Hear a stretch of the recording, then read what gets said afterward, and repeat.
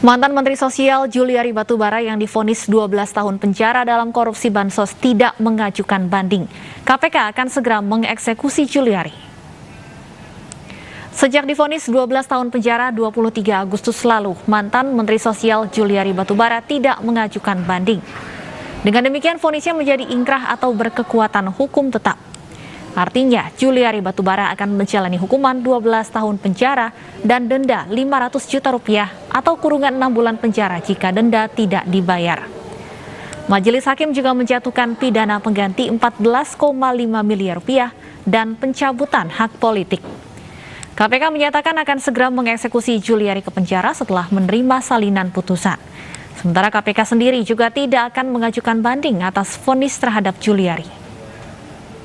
Nah, kami sudah sempat berdiskusi sedikit dengan terdakwa berupa paket sembako di Kemensos tahun 2020 dengan nilai sekitar 5,9 triliun dengan total 272 kontrak dan dilaksanakan dengan 2 periode. Juliari sebagai Menteri Sosial saat itu menunjukkan Mateus dan Adi sebagai pejabat pembuat komitmen atau PPK dalam pelaksanaan proyek tersebut dengan cara penunjukan langsung para rekanan dan diduga disepakati ditetapkan adanya fee dari tiap-tiap paket pekerjaan yang harus disetorkan para rekanan kepada Kemensos melalui Mateus.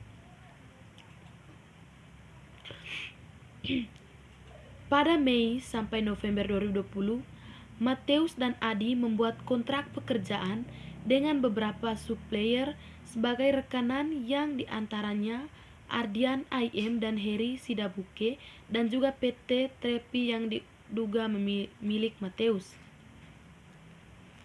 Penunjukan PT RPI sebagai salah satu rekanan tersebut diduga diketahui Juliari Batubara dan disetujui oleh Adi.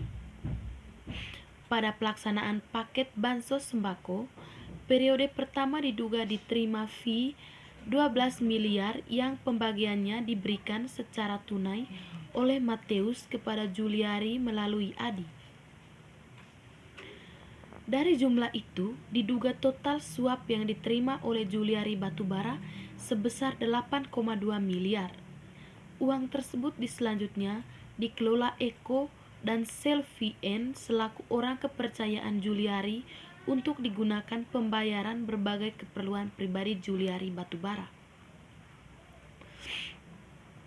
Kemudian pada periode kedua, pelaksanaan paket bansos sembako, terkumpul uang fee dari Oktober sampai Desember 2020 sekitar 8,8 miliar. Sehingga total uang suap yang diterima oleh Juliari Batubara menurut KPK adalah sebesar 17 miliar. Seluruh uang tersebut diduga digunakan oleh Juliari untuk keperluan pribadinya.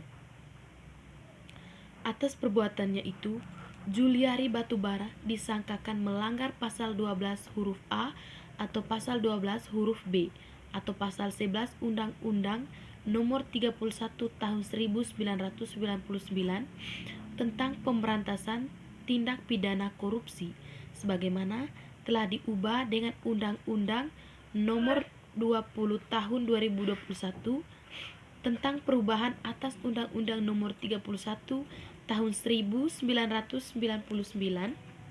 tentang pemberantasan tindakan pidana korupsi JO pasal 55 ayat 1 ke 1 KUHP. Juliari Batubara divonis penjara 12 tahun dan denda 500 juta oleh Majelis Hakim Pengadilan Tindakan Pidana Korupsi atau Tipikor Jakarta pada Senin 23 Agustus 2021. Majelis Hakim menilai Juliari terbukti melanggar pasal 12 huruf A Undang-Undang Republik Indonesia Nomor 31 1999 tentang pemberantasan tindak pidana korupsi sebagaimana diubah dalam Undang-Undang Republik Indonesia 20 tahun 2001. Selain itu, hakim juga menjatuhkan pidana tambahan untuk membayar uang pengganti sejumlah 14.590.000 atau sekitar 14,59 miliar. Jika tidak diganti, bisa diganti pidana penjara selama 2 tahun, hak politik atau hak dipilih